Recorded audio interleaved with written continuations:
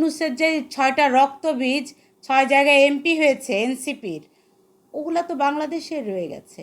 মবের রাজা ইউনূস সাহেব অবশেষে আমাদের দেশ ত্যাগ করেছেন। 5ই আগস্টে আমরা সবাই খুশি হয়েছিলাম যখন শেখ হাসিনা পালিয়ে গিয়েছিলেন, কারণ 17 বছর 16 বছরের একটু বেশি সময় ধরে তিনি একাধারে আমাদের দেশকে পরিচালনা করছিলেন। তার বিভিন্ন রকমের ভুল ভ্রান্তি, তার দলের ভুল ভ্রান্তি, তার বিভিন্ন রকমের কার্যকলাপের যে ভুল হয়েছিল, সেই ফ্যাসিস্ট রানী যখন হাসিনা পালিয়ে গেল আমরা খুশি হয়েছিলাম। আরও বেশি খুশি হয়েছিলাম যখন দেখলাম যে নোবেল বিজয়ী ইউনূস সাহেব এসে ক্ষমতা নিল।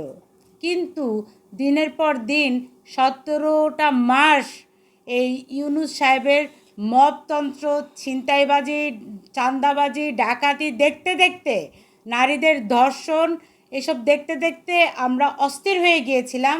তখন একটা নির্বাচন দিয়ে তিনি রীতিমতো পালিয়ে গেলেন। অনেকে বলছে যে মবের রাজা পালিয়ে গেছেন, মব শেষ হয়ে যাবে, কিন্তু আমি মনে করছি না। কারণ ইউনূস তার শুক্রাণুগুলোকে কিন্তু দেশেই রেখে গেছেন।